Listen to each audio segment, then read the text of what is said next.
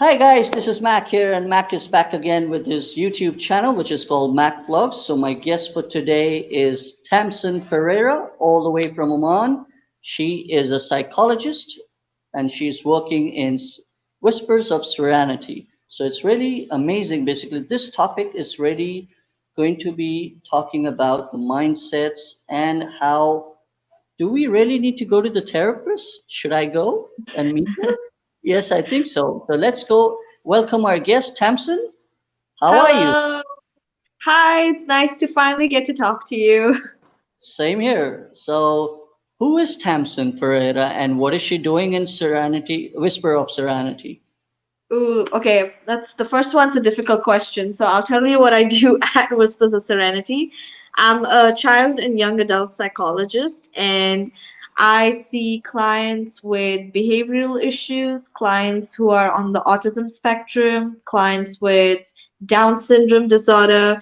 I also see clients who have anxiety, depression, or panic attacks, and their ages range from Oh, looks like I'm having a panic attack. Okay, go ahead. That was just a little their humor. ages range from about like 3 years of age to I'd say about 25. So I'm not. I don't fall under your age. I don't fall under it either, but You we might won't disclose our age. because I'm not a kid or I'm not a youngster anymore for you. Yeah, Okay. we have a great team though. So, if you are older, then we do have other psychologists and therapists and group counselors, and we also have a psychometrician at the clinic. Yeah. Okay, wonderful. So, in which area you're specifically focused on, and your expertise is totally into little young kids and youngsters? That's it? Yeah, so I did my master's in child development. So most of my placement and my internship and my volunteer services were all done with children with developmental disorders or with behavioral issues. So Okay. I think working with kids on the spectrum is one of my favorite things, especially because I think a lot of people just refer to individuals with autism as being one category, but because it is a spectrum, Mhm. every individual you meet is just absolutely unique and wonderful. I see. You know, Yeah. why don't you tell my followers that being a therapist and a psychologist, why do people are not so expressive and why do they hide their thoughts and their feelings so how would I put this way that they're just so compact, and Like they they don't resist going to feel see a therapist. want to share their feelings until and unless they go through some trauma or their issues in life. Right. Because why is it so difficult? Right. I think there are so many variables that go into this. For example, like I won't even get started on the cultural aspect of this because let's say even you're in Pakistan and I'm in Oman. Oman, Indian, and Pakistani culture is very similar. Hmm. And I think we're brought up in a society where we're taught to hold back our feelings and not express our emotions as much. We're taught not to be as vulnerable. And for those who do seek therapy, I think a lot of individuals get to the point where only until they realize that it's a little too late, or Hmm. until they are diagnosed, or until something bad happens, that's when they reach out to seek therapy. But one thing I always tell people is that you don't need a diagnosis to go see a therapist. You could be completely fine in life, or you think you're fine in life, and have someone to talk to who is not your friend or your family, because a therapist gives you a different perspective without actually telling you what to do. But Okay. do you know what I mean by you don't have someone who's giving you advice based on what they already know of you? Hmm. So I think going to a therapist is a great thing, even if you don't have a diagnosis. I was working in an American school before moving Uh-huh. to my own work and stuff in an environment where I used to see that all the international schools have started Yeah. adding some psychologist in school for the kids' upcoming upbringing, I would say, because Yeah. it's to the behavior of a child which really needs to be monitored by the psychologist in school. For example, now if any child is not behaving properly at home or in Yeah. school, the teachers usually advise the child or recommend them to go and talk to their psychologist in school to express themselves and share what is going inside them. But in our, I don't know, I'm not sure whether Indian school, Muscat or Pakistan school or any Asian school is thinking in the same streamline, about the kids' upbringing, Right. mindset. So they really should hire Yeah. someone like a 100% agree. to Yeah, I be, definitely agree. And, in our culture, our education systems, it's always survival of the fittest. yeah, And, it's sad to see, but the highest suicide rates are amongst the children who have to face this. And I yeah, think, why get to the point where it's a little too late to help your child, and why put your child through that pressure when really at the end of the day it is just a job and it's just a grade on a piece of paper. I yeah, think what schools need to focus on more is, helping a child all round. So I remember when I was in school, and this is something I've talked about before as well, but whenever I was in school, I was terrible at math. I didn't want to do it. I never saw myself doing anything in math in the future. But I feel like my teachers never really encouraged or pushed me to go towards arts, which is what I was really good at. And they made it seem like for the parent teacher meetings I was terrified. I hated having my parents come to school because I knew that the teachers would only look at my bad qualities and complain that I was not good at something rather mhm. than encouraging what I was good at. Basically your good Yeah, quality boost your confidence a lot in life. exactly. Yeah. And I, Yeah. I would just add here, it's basically my life experience that my Hmm. parents are my great friends. Okay, for Yeah. me and for me and my two sisters, my parents have always dealt in a very friendly manner. Okay, so Hmm. we always had this freedom to go and express and talk to our parents of any issues we had in our life. Okay, because they gave us the Yeah. opportunity to talk and discuss and share, Hmm.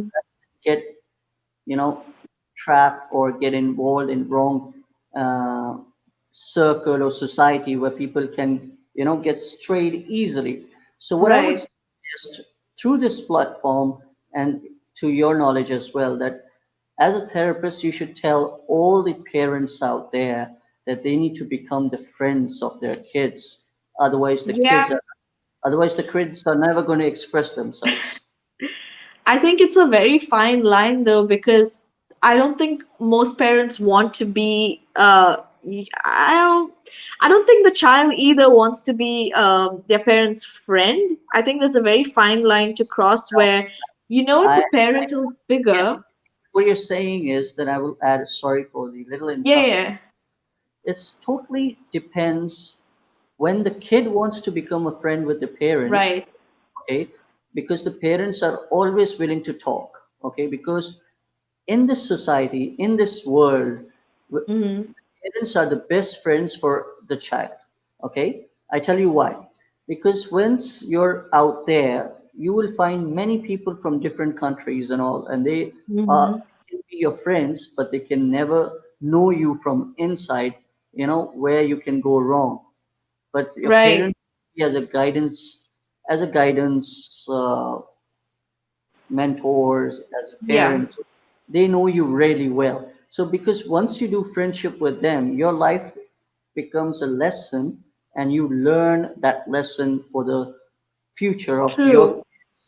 Yeah, development. that's how children build resilience. However, Mhm. not every child is fortunate to have understanding parents. Like I was blessed with understanding parents, and you were as well. But we see a lot of cases where parents actually don't put in that effort or don't listen to their children. Now, I would say respect is a two-way street, right? So if you want your child to respect you and respond to you and open up to you, then you Mhm. need to do the same for your child as well. And I think that's a very important tip that a lot of parents tend to forget, Mhm. because you don't need to demand respect from your child. You earn it through That's being their friend, but it's, by it's also, being someone that they can fall back on anytime. Yeah, there needs to be a healthy balance. Right. So I see a lot of teenage and child clients, and a lot of times I also do parent counseling. So I will act as the mediator between the parent and the child in order to help them better converse. A lot of times when they are left to have conversations alone, they tend to kind of end up in an argument. So that's why I come in, and I also do parent counseling separately away from the child as well. So I think Okay. it's best to work on any sort of issues that the child is having through the parent first, because we see most issues that children do end up having are either from an outside influence or from a home influence. So it's best I, to start with the home and then move on to what else could be influencing them. so, do you enjoy treating the young kids or the young adults? I do. I love it. I especially the younger ones. I don't have any children of my own, so I just take them and then give them back to their parents. But it's absolutely great. I learned so much from them, and just sometimes the conversations you have with them are just so pure and raw and innocent, and it's hard to have such healthy conversations sometime with adults because we're always in such a hurry and we're moving on from one thing to another. But yeah, I absolutely love working with children. Okay. And what are the issues when you treat the young adults from the what age you mentioned? So The I usually do from 3 and above if they're having any sort of behavioral issues. uh But currently, most of my clients are young adults. So the youngest right now is 12 to 14, moving up until 24 to 25. 24 to 25. Okay. Yeah. Now, I would like to put this question across to you would be about the youngsters' behavior. That would be from Hmm. the age of 15 till 25, for instance. Okay. I would just Yeah. put it across basically because what happened is the youngsters, they graduate till 24 years of age, right? So Right. their whole body life cycle changes from 15 years till 24, and they're going through Yeah. a lot of different uh, things happening in their life, right? So, Mhm. which is the major issue you find in the youngsters that they have come up to you to discuss where they feel a little shy in talking to their parents? What would that be? This is actually very closely related to the education bit that we just talked about the Okay, pressure of having so much put on them. the peer pressure, I think depression the, is the the, biggest issue. the peer pressure. Yeah. How Yes. about add a little bit, and then you can continue from there. That would be any youngster falling in the infatuation with any girls in school and college, right? Not Right? as much. They don't express themselves telling their parents, "Oh, I'm having a girlfriend," Yeah, and but that let's see, like, where does that lack of trust come from? It's because they're not able to normalize something like this. And I hmm think once a young adult hits puberty, so when you're in your teenage years and these children are hitting puberty, it is completely normal for them to like someone of the opposite gender. hmm However, in our society, we tend to not talk about issues like that, or we tend to shun them away because we think it's not okay and it's not normal, and we're basically embarrassed to tell any adult of any such feelings. And hmm I think that's something that needs to change. I think it's completely normal to have emotions like this and to be able to express them and to have healthy boundaries to learn how to behave with someone from the opposite gender. Agree, Yeah. agree. And since you are the Yeah. specialist in this in the field, that I'm sure it becomes more easier to express yourself in front of a therapist to come up with solutions where you cannot find it. Yeah. And for example, when you're in your friend circle or you're in the family, you feel that oh something's different, awkward. Exactly. Yeah. You're not able to Yeah, that's express. why I always say it's best to speak to a therapist because you get a non-judgmental safe space to be And that's a yourself. neutral person. That's a neutral person. They will definitely give you a Yeah, positive vibes as well. exactly. Yeah. But I also think that a lot of youngsters who do find it difficult to open up, and some of them that I am seeing right now, we don't only do one-to-one therapy. So Okay. I mean, I don't do one-to-one therapy in a clinic setting. So I sometimes take them outside. So we do a hike session together, and we do our therapy outside. Mm-hmm. And it's one of my favorite things to do. Hiking has helped me and my mental health a lot. So I started taking clients out, and we would just sometimes take a walk on the beach, or we would go to a wadi. Like, you've been in Oman. Oman's beautiful, and it has so Beautiful. many amazing places to go to. Good. So we would just pick a spot, and we would have our session outdoors. Okay. So, in which gender, whether it's a boy or a girl, which you find a little easier and difficult to talk in terms of their growth? I wouldn't say either gender is difficult or easier. I think it comes down to which gender is more comfortable with opening up. Because And I because, think, because I have yeah, already always been told that the little yeah, young boys are more aggressive than the girls, So it becomes okay right. to handle the boys, but sometimes the boys are also easy to talk to.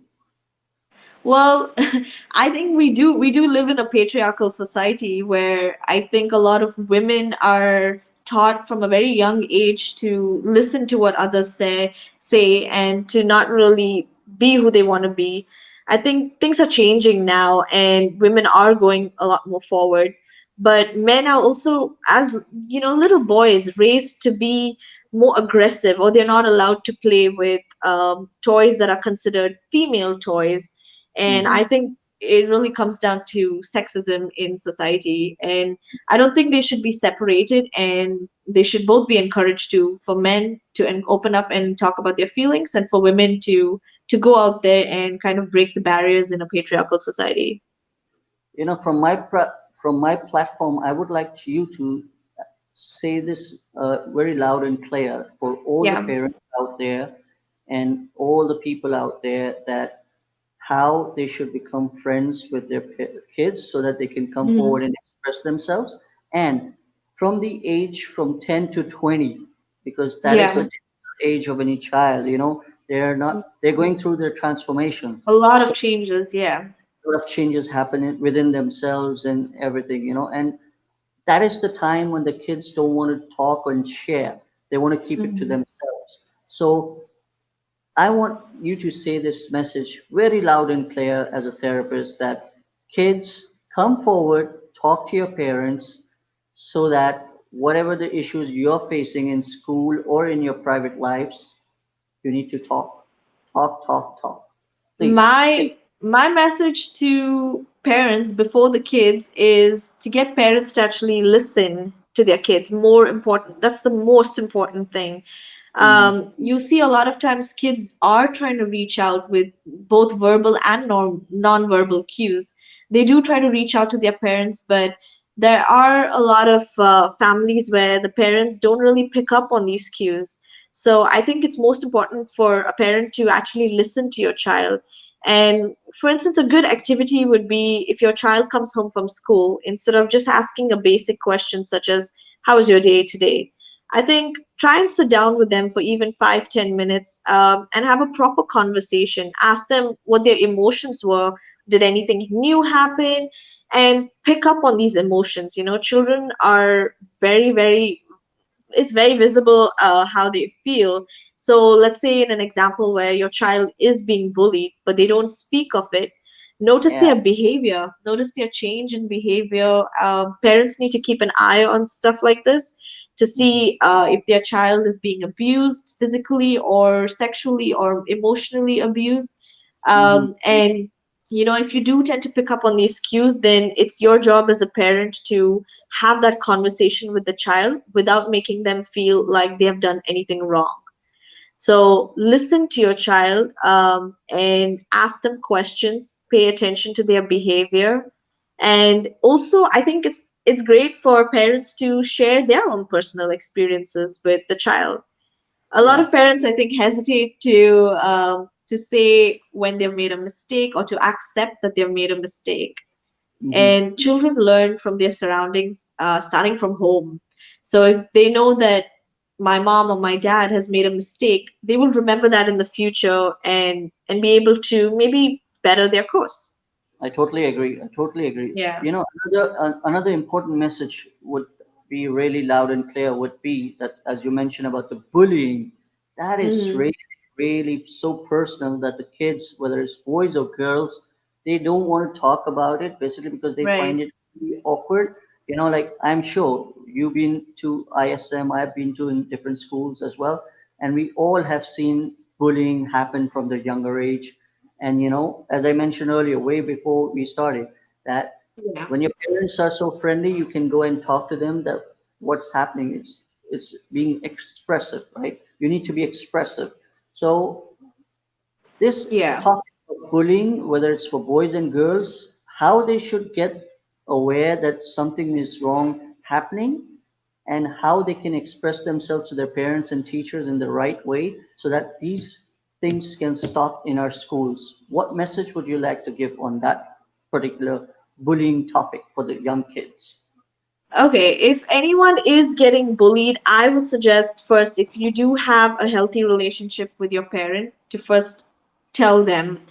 Tell them. But for any parents who are listening who suspect that their child is being bullied, I also want to add not to make the decision for the child and to go talk to the bully or the bully's parent or the teacher for their child. Hmm. Instead, teach your child to stand up, not in a physical way, but in a verbal way, to state that they're upset and they don't like what's happening, and encourage your child to either speak up against the bully or to speak to a teacher or the principal. So I think that would also teach a child to kind of handle an issue on their own. And then the Hmm. parent can also tell the child that in case that didn't work, then please come to me and then we will figure something out together, instead of the child feeling embarrassed that he or she is being bullied, or if they're hesitant to tell any adult. Have you gone to all this any particular schools or colleges in Oman to give a lecture on the issues what the kids face in the current situations? Have you Not done? yet. I That was my plan until the pandemic started. But I would actually absolutely love to go to different schools and colleges and talk about this. But before I joined Whispers of Serenity, they actually did go to different schools and colleges and universities, and we talked about issues like this that take place. As someone who went to a school here in Oman and who was bullied, I have a very, very strong opinion on how issues like this should be handled. And If I have it's also, if it's not so personal, I would like to add, can you yeah. make this a statement by saying that, as you said, that you have been bullied in school? So Hmm. I don't want to be too personal, but it's just like for the knowledge basis to teach the people out there that Yeah. what really happened and how did you face and how did you come out of it. Okay, yeah, no, I'm very open about talking about it. I think it will encourage more people to speak up against bullying. Hmm. When I was in school, I guess I wasn't that much of an extrovert, but uh, I mean, you know how school is, and it's difficult where everyone has their own little cliques and groups, and it was very difficult to hang out with a lot of people my age. I was a tomboy growing up, so I wanted to play with the boys and I wanted to play outside in the field, but I think partially some of the bullying came from the teachers themselves, not Okay. allowing me to have that freedom. So my parents would get complaints that I was playing outside too much when instead I should have been hanging out with more of the girls in school. Hmm. But the girls in school weren't as open and welcoming either.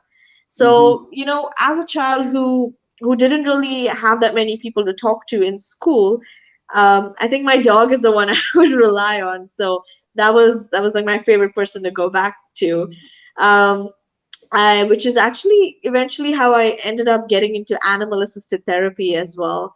Because a lot of kids who do face issues like this in school, where they don't find it easy enough to make friends and feel secluded, do find that animals tend to give you that confidence to go out and be who you want to be. Why don't you add here by saying, the kids, like, again, I'm just little extending this topic a little Yeah, bit yeah, because it's really interesting and it's for the knowledge building for all my followers and your followers, would be that sometimes when you're growing up, as a kids, your body yeah, parts changes. And, yeah. and you understand what I mean now, would be about the bullying. You tend to get offended. You tend to get Right, you and people hit you in different body parts of yours, whether it's a female or male, without right. knowing what are the after effects of that. That comes under the bullying as well. And It definitely does.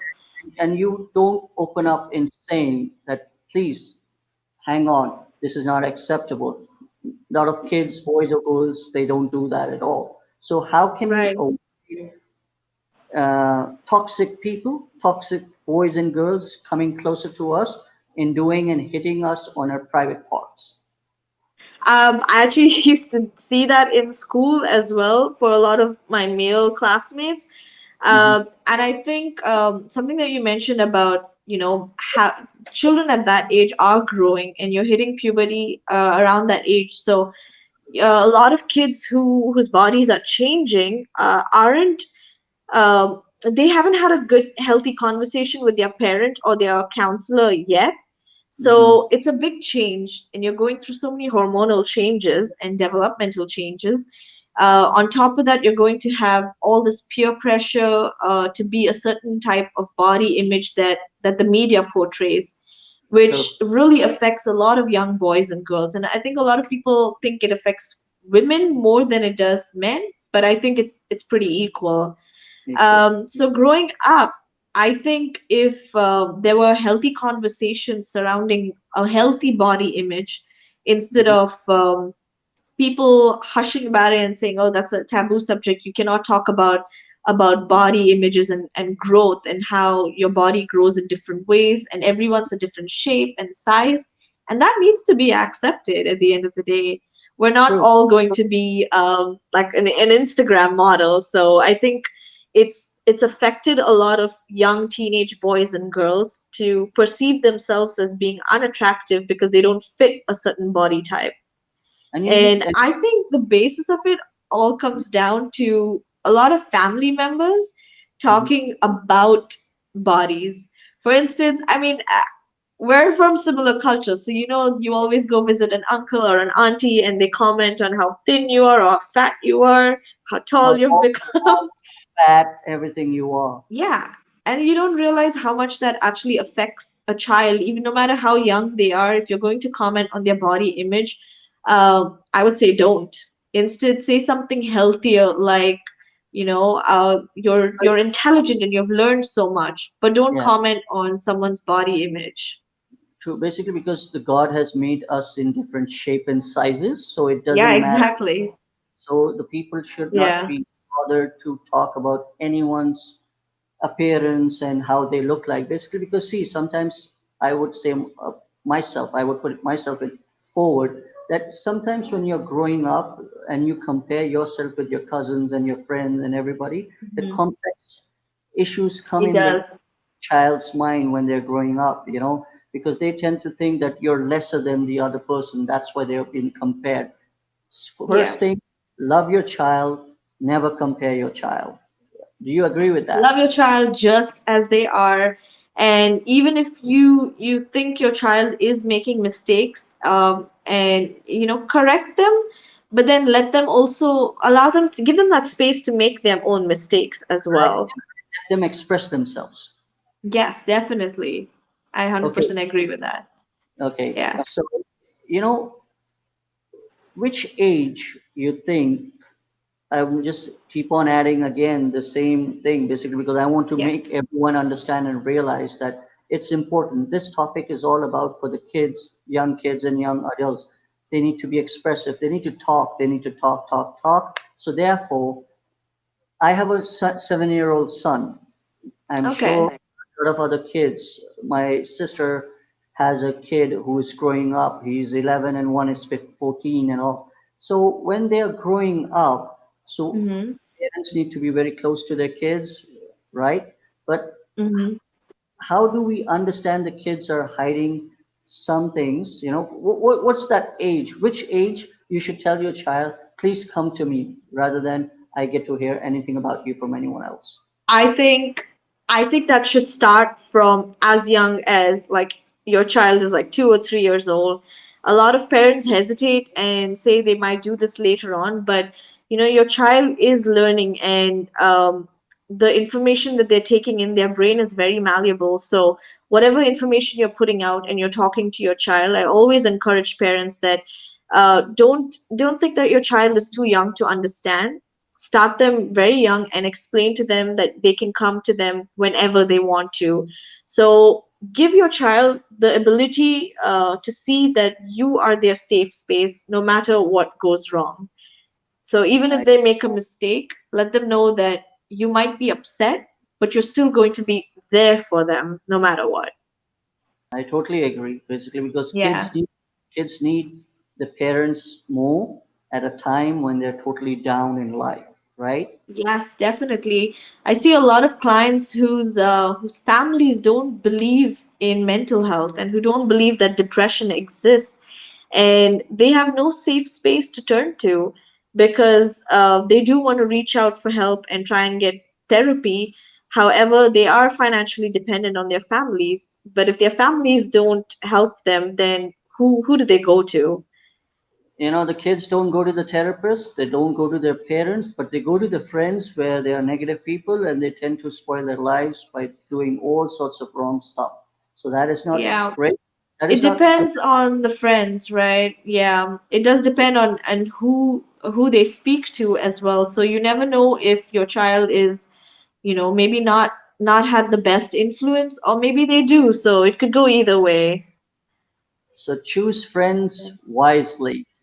Yeah. Say Yeah, that. that's true.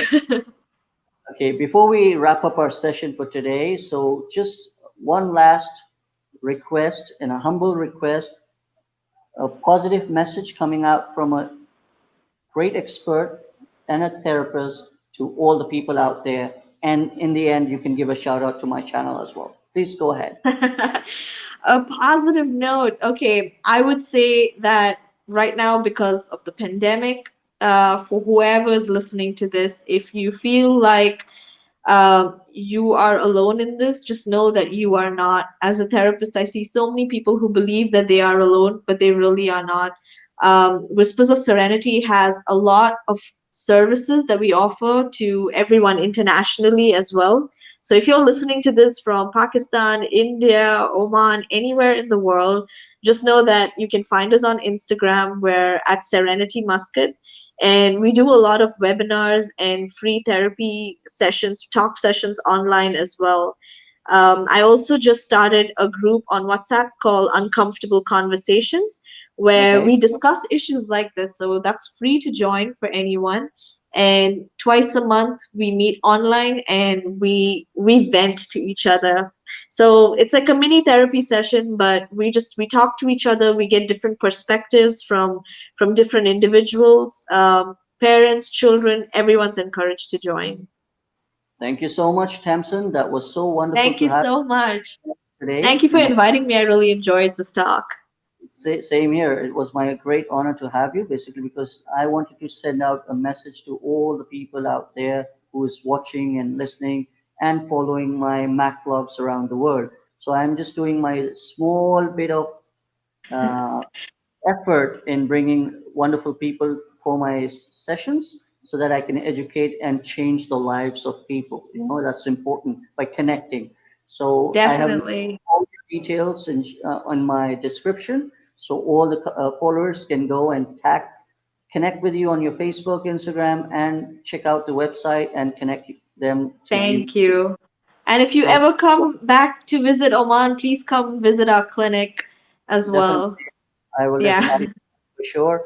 So before we wrap up, once again, give a shout out to Mac Vlogs. Basically, I want everyone to hear from Tamsin how she likes Mac Vlogs. Thank you.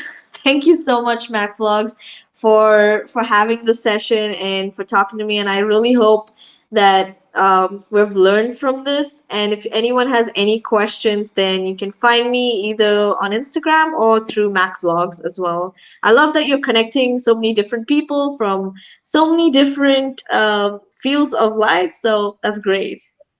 Thank you so much. So, Yeah. everyone, before I end this session, I want you all to go on my MacVlogs YouTube channel, press subscribe button, and if you want to see different speakers and different guests of mine, so press the bell icon so you can be always be ready and aware the notifications of MacVlogs. So, thank you, Thank you Tamsin. so much.